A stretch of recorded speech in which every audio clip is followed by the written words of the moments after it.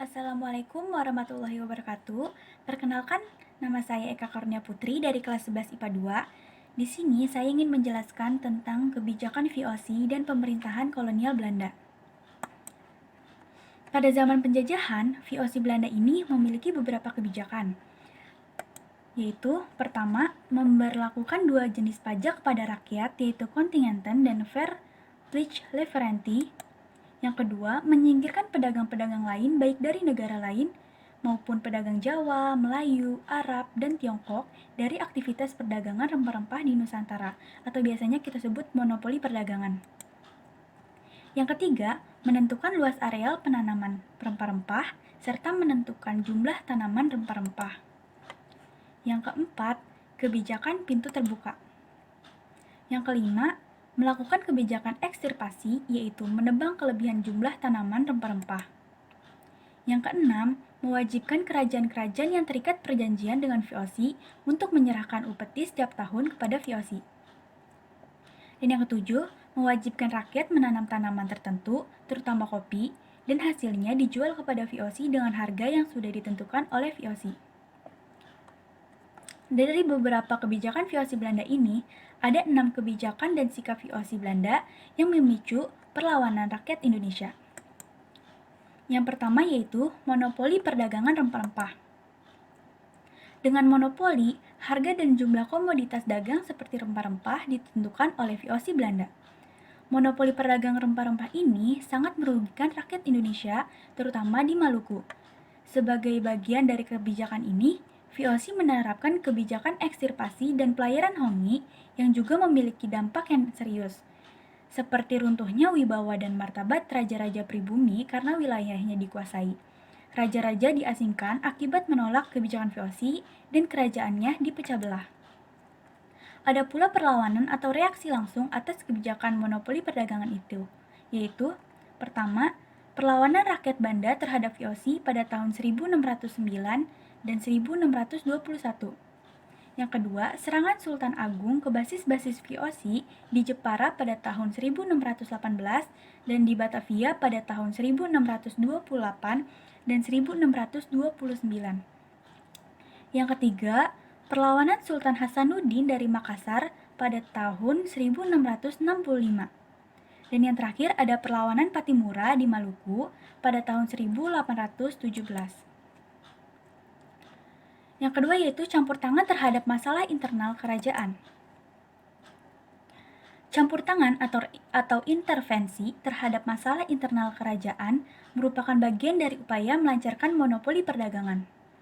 Dalam hal ini, VOC akan berupaya memperuncing persoalan atau melakukan politik pecah belah atau politik adu domba dengan memihak salah satu kubu yang bersedia bekerja sama dengan VOC, baik berupa mengakui kebijakan monopoli VOC, mengizinkan VOC menguasai wilayah kerajaan, maupun dalam kasus yang lebih ekstrim yaitu menyerahkan kedaulatan kepada VOC sebagaimana pernah terjadi di Surakarta pada tahun 1749.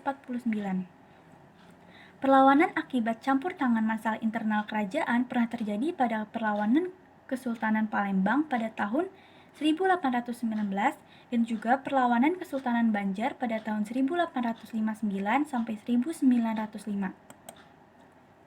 Yang ketiga ada ekspansi wilayah demi melancarkan kebijakan pintu terbuka. Sejak kebijakan pintu terbuka diberlakukan pada tahun 1870, Belanda gencar melakukan ekspansi ke wilayah-wilayah kerajaan yang sebelumnya merdeka, seperti Tapanuli yang menjadi kekuasaan Kerajaan Batak dan Kalimantan bagian selatan yang menjadi kekuasaan Kesultanan Banjar. Penguasaan atas wilayah-wilayah yang dimaksudkan untuk dijadikan lahan bagi perkebunan-perkebunan besar swasta asing serta memudahkan eksploitasi bahan galian mineral. Perang Aceh misalnya, semakin digencarkan Belanda pada tahun 1870 karena alasan tersebut. Ekspansi ini mendapat perlawanan sengit dari Kerajaan Batak dan Kesultanan Banjar. Yang keempat, ada arogansi Belanda terhadap kerajaan pribumi. Perang terhadap Belanda juga dilancarkan karena arogansi serta kewenang-wenangan Belanda terhadap bangsawan dan raja-raja pribumi. Belanda kerap memperlakukan para bangsawan dan raja pribumi sebagai bawahan, adat istiadat, kebiasaan, aturan, serta hak istimewa mereka tidak dihormati oleh Belanda. Hal itu ikut melatar belakangi beberapa perang seperti Perang Diponegoro pada tahun 1825 sampai 1830 dan juga perlawanan kerajaan-kerajaan di Bali pada tahun 1846 sampai 1849. Yang kelima yaitu praktik diskriminasi terhadap penduduk pribumi. Pada masa kolonial, penduduk Indonesia ini digolongkan menjadi beberapa golongan. Yang pertama yaitu golongan Eropa, yang kedua golongan Indo atau keturunan campuran pribumi dan Eropa, yang ketiga ada keturunan Timur Asing, dan yang keempat ada golongan pribumi Indonesia atau inlander. Golongan Eropa mendapatkan perlakuan istimewa dalam bidang sosial, hukum, ekonomi, dan politik.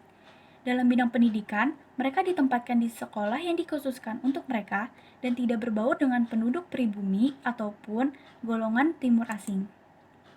Sementara itu, golongan Timur Asing diberi perlakuan khusus oleh Belanda dalam bentuk keleluasaan untuk bergerak di bidang perdagangan. Sedangkan golongan pribumi masih dibedakan lagi berdasarkan aspek keturunan, pekerjaan, dan pendidikan. Golongan bangsawan atau ningrat merupakan golongan tertinggi, termasuk raja atau sultan dan keturunannya, para pejabat kerajaan, serta pejabat pribumi dalam pemerintahan kolonial. Di bawah mereka adalah wong cilik atau rakyat biasa yang paling menderita dalam sistem sosial ini, dengan dibebankan banyak kewajiban termasuk pajak, menjadi kuli untuk perkebunan-perkebunan swasta asing, dan tenaga untuk kerja paksa. Namun, nasibnya tidak pernah diperhatikan pemerintah kolonial. Dan yang terakhir yaitu penderitaan rakyat akibat sistem tanam paksa, kebijakan pintu terbuka, serta politik etis. Rakyat biasa atau kurang mampu adalah mereka yang paling merasa dampak negatif dari berbagai kebijakan Belanda seperti sistem tanam paksa, kebijakan pintu terbuka, serta politik etis. Penderitaan rakyat dari tanam paksa yaitu rakyat menjadi semakin miskin, penghasilan menurun, dan terjadinya kelaparan. Sedangkan penderitaan rakyat dari kebijakan pintu terbuka yaitu tingkat kesejahteraan penduduk menurun, eksploitasi terhadap sumber-sumber pertanian maupun tenaga manusia semakin hebat, dan usaha kerajinan rakyat di Indonesia mengalami penurunan. Sedangkan penderitaan rakyat di politik etis ini yaitu irigasi hanya ditujukan untuk perkebunan dan persawahan swasta milik Belanda sendiri.